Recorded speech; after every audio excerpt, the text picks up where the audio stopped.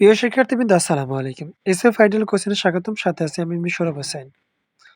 আজকে আমরা জারণ সংখ্যা নির্ণয়ের অঙ্কগুলো শিখব খুব সহজে।